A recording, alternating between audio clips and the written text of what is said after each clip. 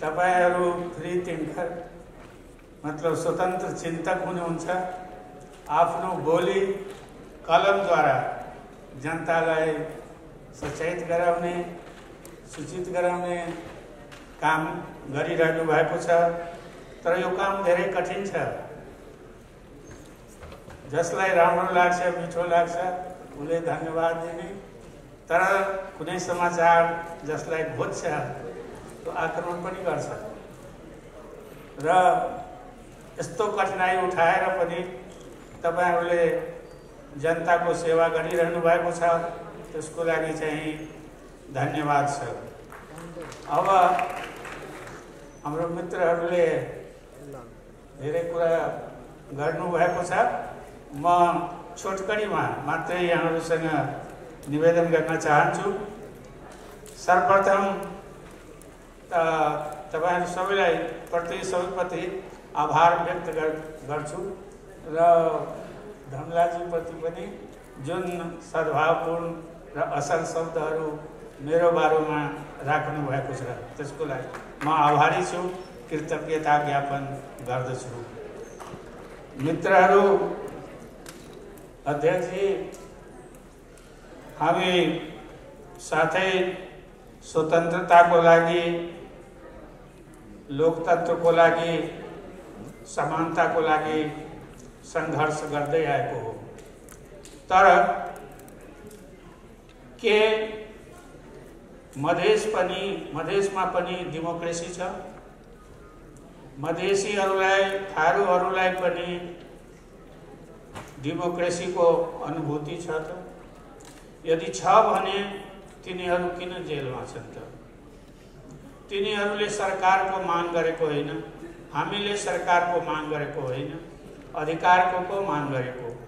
किनकि जब वर्तमान संविधानको ड्राफ्ट सार्वजनिक गरिएको थियो, त्यो जुन आन्दोलन को एजेन्डा थियो त्यस अनुसार त्यो ड्राफ्ट आएको थिएन। त्यसै कारण हाम्रो चित्त बुझेको थिएन र हामी विरोधमा गएका थियौँ। यो कुरा सही हो। र संविधान किन एउटा बेसिक प्रिन्सिपल हुन्छ सबै संविधानको, उसको बेसिक प्रिन्सिपल के थियो? बेसिक प्रिन्सिपल थियो सबभन्दा पहिला त अन्तिम संविधान। किनकि अन्तिम संविधान आन्दोलनकारी शक्तिहरूले मिलेर बनाएका थिए र त्यसमा सबैको सहमतिले, राजनीतिक सहमतिले संविधान सभाले संविधान बनाउने। तर त्यो भएन। खुद संविधान सभामा राजनीतिक शक्ति, राज्य शक्तिको बाँडफाँड सम्बन्धी जुन समिति थियो उसको प्रतिवेदन को पनि उल्लङ्घन भयो।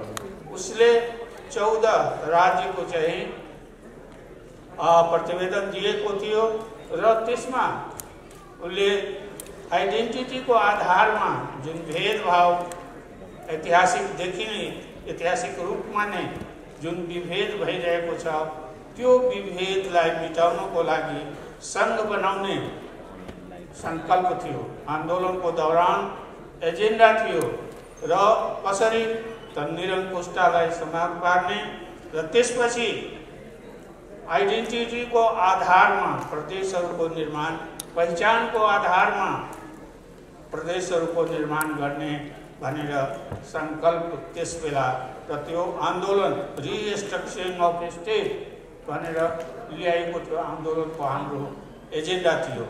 त्यस्तै विशेषज्ञहरूको राय सल्लाह सम्बन्धी पनि विशेषज्ञहरूले एउटा प्रतिवेदन दिएका थिए जसमा 10 राज्यको सल्लाह सुझाव दिएको थियो। तर त्यसको पनि उल्लङ्घन भयो। कुनै समितिले बनाएको, आयोगले जुन सुझाव दिएको र खुद अन्तिम संविधानमा संशोधन गरेर राखिएको थियो कि मधेस एक स्वायत्त प्रदेश बन्नेछ र अन्य जातिको पनि स्वायत्त प्रदेश हुनेछ र ती स्वायत्त प्रदेशहरू अधिकार सम्पन्न हुनेछ र सबै निकायमा, सबै विभागमा जहाँ यिनीहरू बहिर्गमनमा परेका छन् पीडितहरू सबैलाई चाहिँ समानुपातिक समावेशी, मात्र समावेशी होइन, समानुपातिक जनसङ्ख्याको आधारमा, तर त्यो पनि चाहिँ भएको छैन।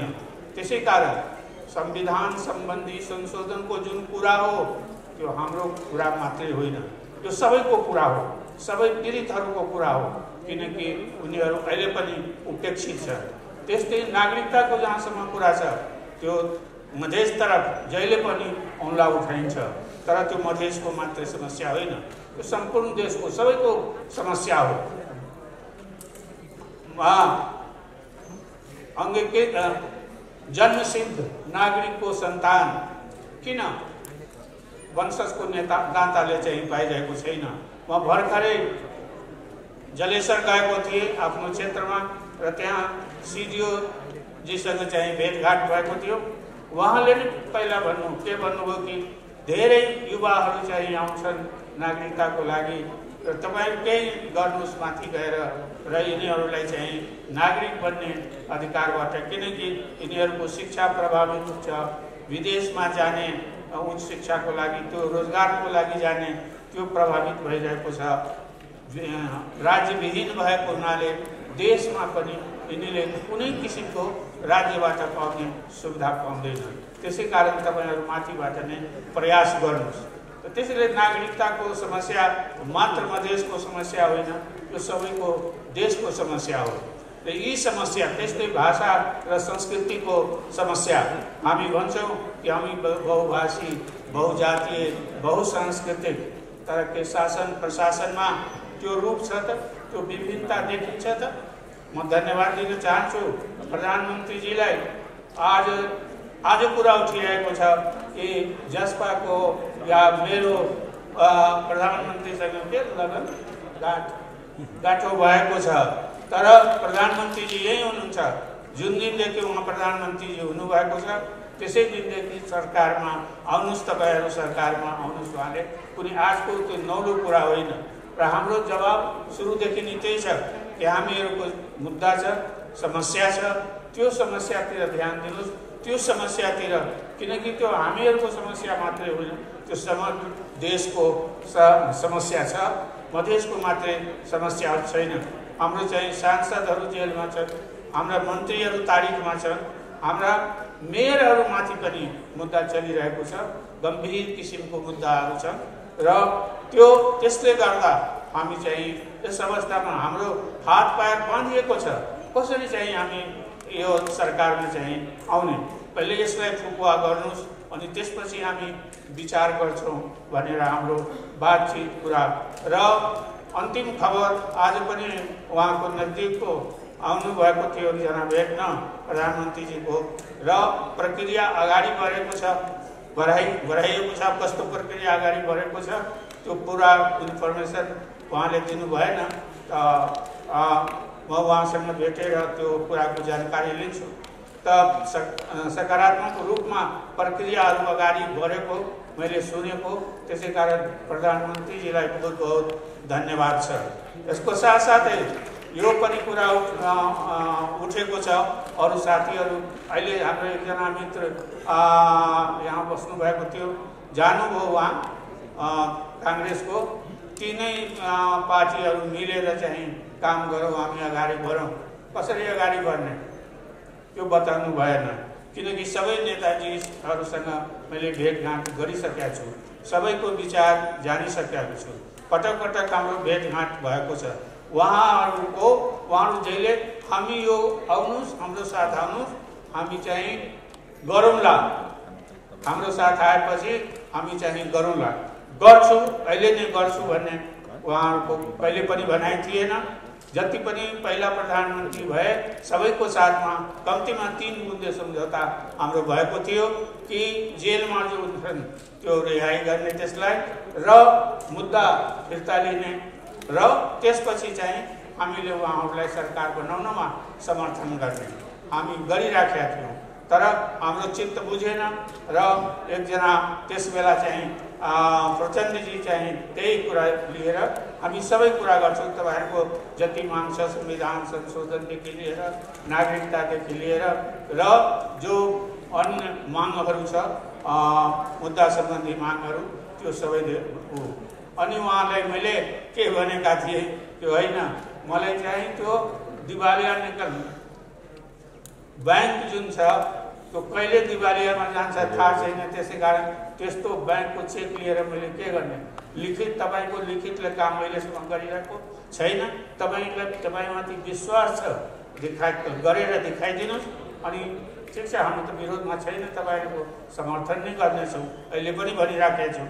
त्यसै कारण यो जुन अहिले आरोप हाम्रो माथि लगाइरहेछ, प्रधानमन्त्रीजी यही हुनुहुन्छ, हाम्रो चाहिँ कुनै किसिमको अहिले त्यस्तो भएको छैन। उहाँ आश्वासन दिनुभएको छ, कामकाजलाई बढाउनु भएको छ, स्वाभाविक छ कि उहाँसँग हाम्रो भेटघाट बराबर भइरहेको छ, त्यति नै हो। त अन्य नेताहरूसँग पनि उहाँ भेटघाट भइ नै राखेको छ। कसको साथमा जाने? शेरबहादुरजी भन्नुहुन्छ अविश्वासको प्रस्तावमा जान, म सरकार बनाउँछु। एकजना नेता भन्नुहुन्छ कि म अविश्वासको प्रस्ताव प्रस्तुत गर्छु, आउनुहोस् सबै मिलेर जाउँ। अब ती प्रमुख दलहरू जुन छ तिनीहरू नै आपसमा मिलिरहेका छैन। त्यो हाम्रो विग्रह होइन, हाम्रो कसैसँग झगडा होइन, झगडा गरेको होइन, उहाँहरू आपसमा नै मेल छैन, देखिरहेको छैन। त्यसै कारण स्थिरता छैन, नेपालको राजनीतिमा अहिले स्थिरता छैन। संसद चलिरहेको छ तर सधैँ शोक प्रस्ताव आएर चाहिँ स्थगित भइरहेको छ। यस्तो अवस्था छ संसदको। संसदबाट पनि, यो संसदबाट पनि केही काम विधेयकहरू आए पनि यो सम्भावना धेरै छ कि त्यो विधेयकहरू पास हुन्छ कि हुँदैन, किनकि बहिष्कार हुन्छ, आफ्नो हो हल्ला हुन्छ, संसदमा भइरहेको छ। यस अवस्थामा हामी चाहिँ अहिले हाम्रो देश चाहिँ गइरहेको छ। हामी कोरोनाबाट अलग पीडित छँदैछौँ र यो दोस्रो वेवबाट झनै पीडा ल्याएको छ। खोप त लागेको छ तर सबैले त्यो सुविधा अहिलेसम्म पाउन सकेको छैन र फेरि कहीँ चाहिँ कुनै जिल्लामा लकडाउन कर्फ्यू लगाइएको हामी सुन्छौँ। त यो अवस्था यसले चाहिँ हामी सबैलाई प्रभावित गरेको छ। शिक्षालाई प्रभावित गरेको छ। फेरि शिक्षण अस्पताल बन्द छ, अब शिक्षण संस्थाहरू बन्द गरिएको छ, अस्पतालमा प्रेसर छ र खेतीपाती लगायत वाणिज्य व्यवसाय जति पनि हाम्रो राष्ट्रिय जीवनको महत्त्वपूर्ण अंश छ त्यो सबै प्रभावित भएको छ। बेरोजगारी बढेको छ, रोजगार छैन। बाहिरबाट जो कमाउन गएका थिए, रोजगार खोज्न रोजगारीमा थिए, त्यो फर्किरहेका छन्। त अनेक तरहका अनेक किसिमको समस्या हाम्रो समक्ष उपस्थित छ। त्यसै कारण हामीले दुईटा कुराको आवश्यकता छ। अहिले पनि यति सम्झौता भएको छ तर तपाईहरुलाई थाहा छ अहिले पनि गोली चलिरहेको छ। अस्ति भर्खरै जुलुसमाथि गोली चल्यो, जनकपुरमा बम फुट्यो, सिराहामा। त राजनीतिक स्थिरता पनि छैन, कता जाने हो, के गर्ने हो, कसरी जाने हो, त्यो समस्या। संसदको पनि त्यही हाल छ, पुनर्स्थापित भएर पनि संसदमा चाहिँ काम भइरहेको छैन। यस्तो अवस्थामा चाहिँ हामी कता जाने हो? त हाम्रो त एउटै माग हो, एउटै रिक्वेस्ट हो। हामी सधैँ सबैसँग हामी गरिसकेका छौँ। जुन बेला जो चाहे सुशील कोइरालाजी प्रधानमन्त्री भएको बेला हो, चाहे जति अहिले शेरबहादुरजी, प्रचण्डजी, सबैसँग चाहिँ हाम्रो त्यही अनुरोध थियो, हाम्रो त्यही माग थियो र अहिले पनि हामी त्यही भनिराखेका छौँ र अहिले त्यो एउटा दिशामा बढिरहेको छ। तपाईहरुलाई मैले सूचित नै गरेँ। त्यो यो अवस्था छ, बडो गम्भीर अवस्था छ। यो कोरोनाले गर्दा पनि र देशमा जुन अहिले पार्टीहरूको बीचमा जुन एउटा अविश्वासको वातावरण छ, डिस्ट्रस्ट छ, कसलाई विश्वास गर्ने, कुन बाटोमा जाने भनेर जुन अहिले चलिरहेको छ, त्यसले गर्दा पुरा काठमाडौँ मात्रै होइन, पुरा देश प्रदेशहरूमा पनि प्रदेश सरकारहरूको पनि त्यही हालत छ। एक त प्रदेश सरकारहरूको जुन स्थापना भएको छ एउटा पोलिटिकल नक्सा देखिन्छ तर उनीहरू पनि अधिकारविहीन छ। सारा कर्मचारीहरू, सारा अधिकृतहरू केन्द्रबाट जान्छ, तिनीहरूको आफ्नो चाहिँ केही छैन। होला केही होला, उनको आफ्नो सुरक्षा निकाय छैन, उनको आफ्नो चाहिँ गृह मन्त्रालय हुँदा पनि एउटा पुलिसको भर्ना गर्न सक्दैन, ट्रान्सफर कसैको गर्न सक्दैन, यस्तो अवस्थामा निरीह अवस्थामा चाहिँ प्रदेशहरू देखा परेको छ र झन् यो कोरोनाले कल ल्याएको छ र अहिले राजनीतिक स्थिरताको दौरले जो थोर बहुत काम भइरहेको थियो त्यो पनि हुन गइरहेको छैन। सबैतिर चाहिँ अस्तव्यस्तता देखिन्छ। यस्तो स्थितिमा प्रधानमन्त्री उहाँ प्रधानमन्त्री हुनुहुन्छ ओलीजी, त्यसै कारण हामी कहाँ जाने, कसलाई चाहिँ आफ्नो व्यथा सुनाउने, पीडा सुनाउने, त्यसैको लागि चाहिँ हामी चाहिँ चाहे विकास निर्माणको कुरा हो, चाहे राजनीतिक राजबन्दीहरूको कुरा हो, चाहे नागरिकता र संविधान संशोधनको कुरा हो, हामी यतिको लागि चाहिँ उहाँको पासमा गइरहेका छौँ। उहाँलाई हामीले भनेका छौँ ठिक छ, कुनै किसिमको हामीसँग लिखित चेक नगराउनुहोस्, हामी चाहिँ प्रधानमन्त्रीजीको विरुद्धमा हामी जान्न, त्यही चिज चाहिँ हामी सबैलाई भनेका छौँ। उहाँले एलायन्सको कुरा गर्नुभयो काङ्ग्रेसका नेताहरू, हामीले भन्यौँ कि हामी डेमोक्रेसीको लागि साथ सङ्घर्ष गरेका हौँ, तर हाम्रो आफ्नो मुद्दा छ। तपाईँ सबैले भन्नुहुन्छ आइजा गरौँला, तर गर्नुभएको छैन। कम्तीमा अहिलेको प्रधानमन्त्रीजीले भन्नुभएको छ कि म जति गर्न सक्छु त्यति म गर्छु र उहाँ प्रक्रियालाई अगाडि बढाउनु भएको छ। त्यसै कारण उहाँलाई धन्यवाद दिँदै बहुत धन्यवाद दिँदै म आफ्नो 2 शब्द यही समाप्त गर्छु। जय मधेस। त्यहाँदेखि के पचेको के नपचेको र त्यसलाई जोगाउन सक्दैन र हरेक बेला चाहे 7 सालको परिवर्तन भयो, 17 साल आउँदै गयो, 30 वर्षको लामो सङ्घर्षपछि बहुदलीय व्यवस्थाको पुनर्स्थापना भयो।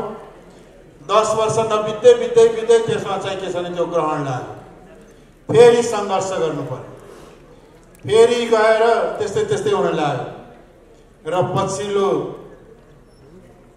जनआन्दोलन या सशस्त्र विद्रोह, ऐतिहासिक मधेस जनविद्रोह लगायतका आन्दोलनहरूको समष्टिगत रूपमा हेर्ने हो भने सबैभन्दा ठुलो उपलब्धि नै नेपाल सङ्घीय लोकतान्त्रिक गणतन्त्र हुनु हो। सङ्घीय लोकतान्त्रिक गणतन्त्रभित्रै हामीले सङ्घीयता, लोकतन्त्र, गणतन्त्र, प्रेस स्वतन्त्रता, जनताका मौलिक हक, समावेशिता या समावेशी लोकतन्त्र, नागरिक स्वतन्त्रता लगायतका यी आधारभूत अधिकारहरूको उपयोग, अधिकारहरूको प्रयोग र भोग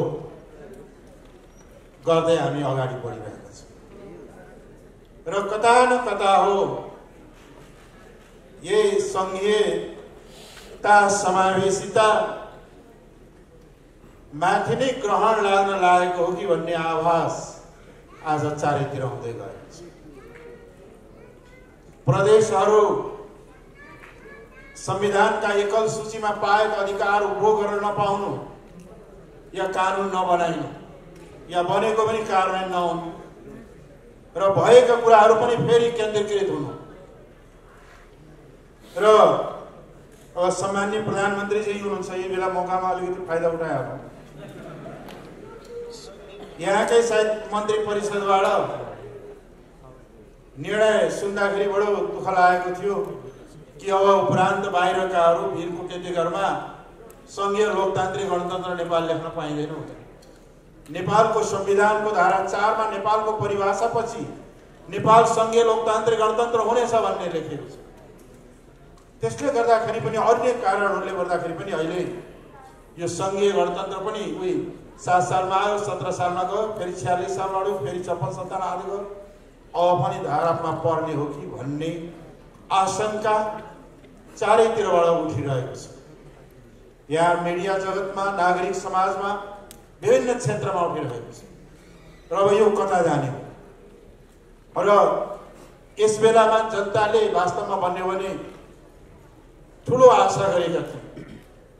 बहुमत मात्रै होइन, झन्डै 2/3 झन् हामीले चाहिँ साथ दिँदाखेरि 2 तिहाईभन्दा बढी पुगिसकेको छ र त्यति बेला जनताको आशा थियो अब राजनीतिक रूपले संघीय लोकतान्त्रिक गणतन्त्र संस्थागत भएर जान्छ, शान्ति स्थिरता सँगसँगै आर्थिक विकास र समृद्धितर्फ अगाडि बढ्छ, मधेस लगायत फरवर्ड लगायत विभिन्न आदिवासी जनजाति लगायतका विभिन्न राष्ट्रिय सवालहरूको अब समाधान हुन्छ र संविधान ताका जे जसरी घोषणा गरेको भए तापनि यसलाई संशोधन गरी परिमार्जन भएर मुलुक अब अगाडि बढ्छ र आर्थिक समृद्धि समावेशी लोकतन्त्र संघीय गणतन्त्र संस्थागत हुन्छ। अब नेपालीले फेरि पनि चाहिँ के छ भन्दाखेरि धेरै ठुलो दुःख कष्ट गरिकन आन्दोलन चाहिँ क्रान्ति या सङ्घर्ष गर्ने नपर्ला कि भन्ने जस्तो एउटा आशा र अपेक्षा पुगेको थियो।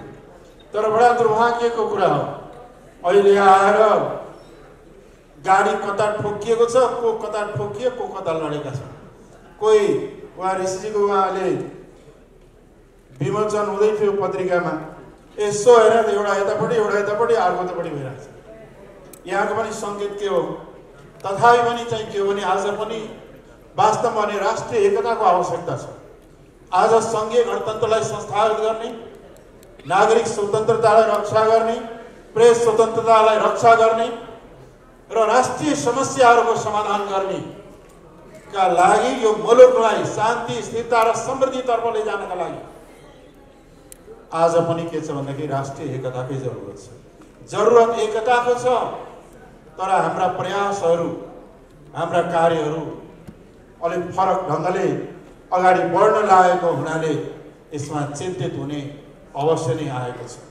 त्यस कारणले चाहिँ के छ भन्दाखेरि म यहाँ धेरै राजनीतिक कुराहरू गर्दिनँ, तर पनि चाहिँ के हो भन्दाखेरि हाम्रो एउटै हो कि संघीय लोकतान्त्रिक गणतन्त्र, समावेशी लोकतन्त्र, प्रेस स्वतन्त्रता, मौलिक हक जस्ता महत्त्वपूर्ण उपलब्धिहरू जुन विगतमा सङ्घर्ष, त्याग, बलिदान र शहादत गरेर प्राप्त भएका छन्, यसलाई संस्थागत गर्दै यसलाई अझ राजनीतिक रूपले संस्थागत रूपले संस्था गर्दै इन्स्टिट्युसनलाइज गर्दै डेमोक्रेटिक सिस्टमलाई र चाहिँ के छ भन्दाखेरि स्टेटका अर्गनहरूलाई अझ चाहिँ के छ इन्स्टिट्युसनलाइज गर्दै अगाडि बढ्नका लागि रिपोर्टर्स क्लबले आउने दिनमा महत्त्वपूर्ण भूमिका सञ्चार क्षेत्रले खेल्ने भूमिका खेलोस् र पत्रकारिता जगतमा अझ बढी स्वच्छता, अझ बढी खोजपरख र अझ बढी सत्य तथ्यमा आधारित